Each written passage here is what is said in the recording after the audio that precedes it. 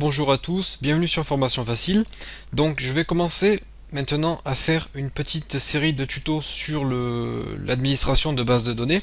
Donc j'ai prévu aucun plan, je vais avancer petit à petit donc au fur et à mesure en augmentant la difficulté, puis je vais structurer les formations comme d'habitude. Donc je peux pas exactement vous dire ce qu'on va faire, mais en gros, déjà on va voir comment créer des bases de données, on va voir à quoi ça sert, comment les utiliser. Donc une base de données, ça sert surtout à stocker des données qui pourront être traitées puis modifiées pour pouvoir s'organiser. On verra comment interagir avec ces bases de données avec le langage SQL, qui est un langage qui permet de traiter les informations contenues dans une base de données. Euh, pour cette formation, au début, j'utiliserai Access. Donc Access, c'est un système de gestion de base de données qui est rapide, fiable, qui prend le SQL et aussi le VBA. Donc le VBA, c'est un langage de programmation que l'on peut utiliser dans tous les logiciels de la suite Office. C'est presque pareil que le Visual Basic. Donc il y a une formation Visual Basic aussi sur Formation Facile. Et avec le VBA, qui est un Visual Basic spécial pour Office, eh bien on pourra se créer nos propres outils, nos propres logiciels, qui nous permettront de travailler donc sur des bases de données. Donc Access, c'est simple, ergonomique, ça nous permettra de créer, d'utiliser, de modifier et d'administrer toutes nos bases de données. Donc moi j'utilise Access puisque comme je suis étudiant dans une école informatique, j'ai accès à ces logiciels de Microsoft. Et donc j'utilise beaucoup Access, mais il existe aussi en version gratuite OpenOffice Base, qui me semble c'est à peu près la même chose que Access, sauf que ce coup-ci il y aura un langage différent du VBA. Et de toute façon, je pense que d'ici la fin de la formation, je ferai des petits cours aussi sur MySQL, qui est quand même pas mal utilisé. Donc Access, ça sera vraiment au début pour apprendre à administrer nos bases de données. Donc ça sera pour démarrer, puis après je passerai à des choses un peu plus communes. Donc je vais vous parler vite fait de la structure des bases de données. Donc en gros c'est plusieurs tables. Chaque table a des propriétés, des attributs. On a des liens entre les tables qui nous permettent donc de bien organiser notre travail. Donc tout ça, vous le comprendrez quand on aura commencé cette formation. Je vous ferai des petits schémas, je vous montrerai exactement à quoi ça sert. Là, je vais vous expliquer très rapidement. En fait, on peut avoir une table qui contient des personnes, une autre table qui contient des objets qui sont possédés par les personnes, et puis on va pouvoir lier les tables pour par exemple dire que tel ou tel objet appartient à telle ou telle personne. Donc tout ça on verra après. On parlera aussi de clés primaires, clés étrangères, qui sont en fait des propriétés uniques d'une table. Ce sont des attributs qui n'existent que une seule fois dans la table et qui nous permettront d'identifier clairement et précisément quelque chose dans la table. C'est-à-dire que si on enregistre deux personnes donc sur une table, eh bien deux personnes seront forcément différentes. Il va falloir les différencier donc de façon très précise et ça se fera avec des clés primaires, clés étrangères. Et les clés primaires servent à différencier des objets et les clés étrangères servent à venir se lier aux clés primaires pour pouvoir accéder à d'autres informations. Donc ça paraît un peu abstrait comme ça, c'est normal puisque là je vous le dis très rapidement, c'est juste pour faire une petite introduction, mais tout de suite ça ira beaucoup mieux dans Access quand on travaillera. Et puis dans cette formation donc, on va concevoir des bases de données. Donc on travaillera sur un sujet concret en fait, comme d'habitude. Je vais vous donner un objectif, une sorte de petit logiciel à réaliser. Et puis on va construire notre base de données petit à petit pour arriver à satisfaire en fait quelque chose qu'un client pourrait vous demander si on vous demandait d'administrer une base de données. Donc avant de commencer cette formation, je vais ouvrir Access. Là, je ne sais pas si je suis sur la version 2007 ou 2010. Il me semble que c'est la version 2007 qui m'a été fournie. En tout cas, la dernière version aujourd'hui, c'est la version 2010. Et je vais vous présenter rapidement l'interface d'Access qui ne change pas beaucoup entre ces deux versions. Donc au démarrage, on a la page d'accueil. Bon, il y a tout le menu, tous les outils qu'il y a par défaut dans la suite Office, et on a ici des modèles qui sont disponibles et qui nous permettront de créer notre base de données. Donc nous, on va sélectionner le premier modèle qui est une base de données vide. On va pouvoir lui donner un nom, donc tuto 1. Je double-clique, et là, ma base de données se crée, et une nouvelle page va s'ouvrir. Donc on a une table qui est déjà créée par défaut, et on arrive donc ici dans notre base de données. Alors on a ici un menu qui sera très utile, qui est le mode création et le mode affichage.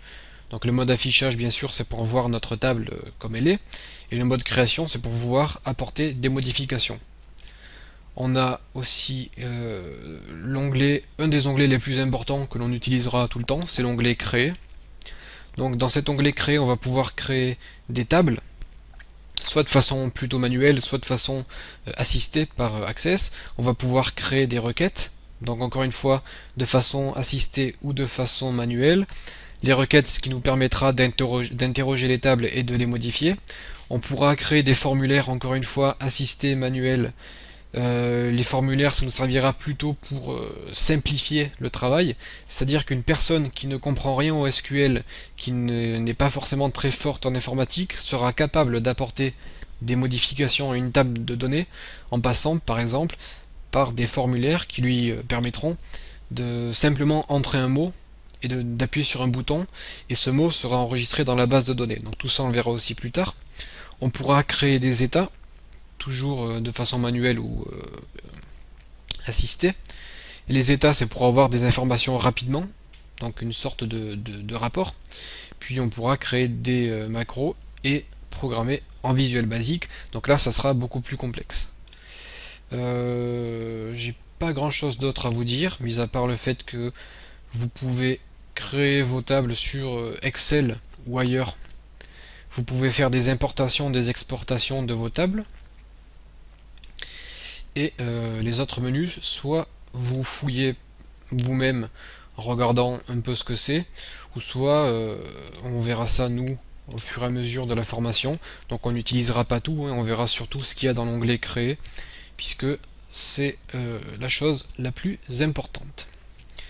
Avant de clore cette première vidéo, je vais très rapidement vous montrer comment on peut faire pour créer une table.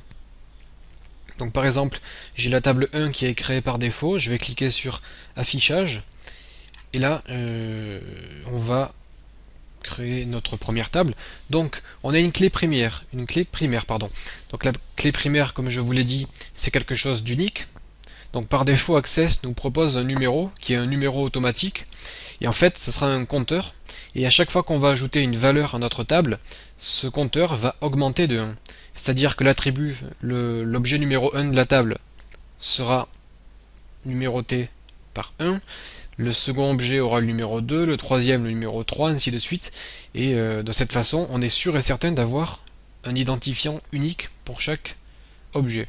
Donc on verra que c'est souvent la meilleure solution, mais parfois on devra passer par d'autres types d'identification unique, et on verra comment créer nous-mêmes nos clés primaires. Donc ensuite, si je veux créer un nouveau champ pour ma base de données, je clique ici donc en dessous, et je vais marquer par exemple nom pour stocker le nom d'une personne. À droite, je dois donner un type à ce champ. Donc moi je veux que ce soit un texte, puisqu'un nom ce sont des lettres. Donc on a plusieurs types. On a le texte qui est très important, le numérique pour stocker des numéros, la date et l'heure pour stocker surtout des dates, par exemple date de création de cet objet, monétaire si on veut stocker des valeurs de l'argent par exemple, numéro auto, donc c'est quelque chose qui s'incrémente tout seul comme je vous l'ai expliqué précédemment, et le reste c'est pas très important. Donc quand on donne un type à notre objet, on a en dessous des propriétés que l'on peut modifier. Donc la taille du champ, on évite de mettre des valeurs trop grandes. On peut mettre par exemple 60, ça sera suffisant. c'est-à-dire qu'on aura le droit de mettre un nom long de 60 caractères. Je pense pas qu'il y ait beaucoup de personnes qui aient un nom plus long que 60 caractères. Ensuite, nul interdit, c'est pour interdire un champ vide, c'est-à-dire qu'une personne doit obligatoirement avoir un nom, donc on interdit le nul. Indexé, donc ça c'est intéressant aussi. Si je clique sur numéro auto, on voit que indexé, il y a marqué oui sans doublon. C'est-à-dire que ce champ-là n'a pas le droit d'être dupliqué. C'est-à-dire que ce champ est unique et on ne peut pas avoir deux fois le même champ. Donc si vous voulez pas que deux personnes aient le même nom, vous sélectionnez oui sans doublon. Donc là c'est pas indispensable. Par contre sur la clé primaire c'est indispensable de ne pas avoir de doublon.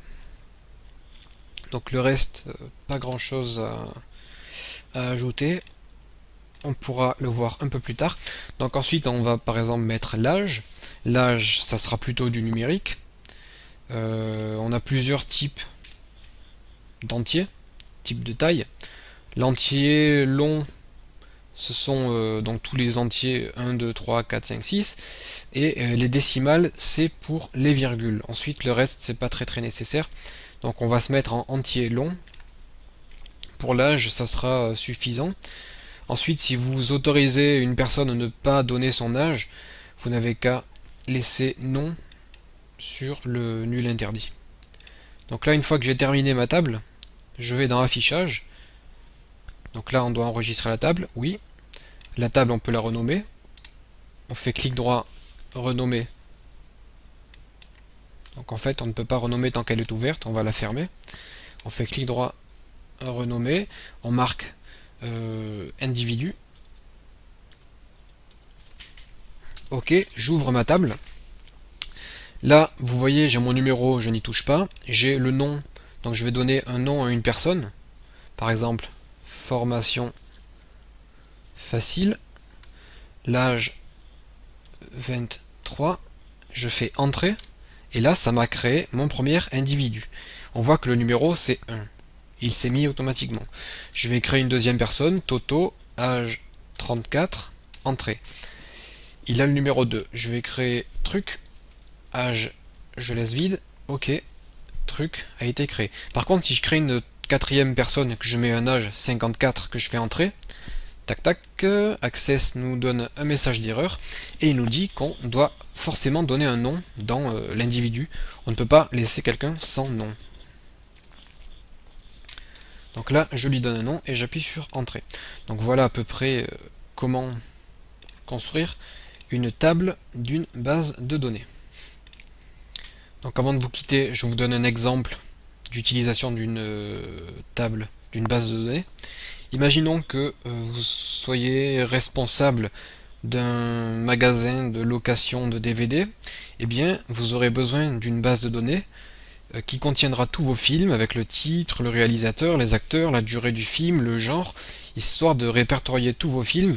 Et lorsqu'un client va vous demander tel ou tel film, eh bien vous n'aurez qu'à mettre le nom, rechercher le nom dans votre base de données pour savoir si vous avez le film, voir l'emplacement du DVD, ou s'il vous demande des films de science-fiction, vous ferez une recherche de films de science-fiction.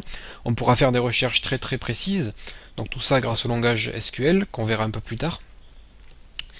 Et donc les bases de données peuvent vous être très utiles pour toutes sortes de choses, pour travailler, pour rechercher des informations rapidement et faire des archivages en fait de tout ce qu'il s'est passé donc dans le cadre de votre travail.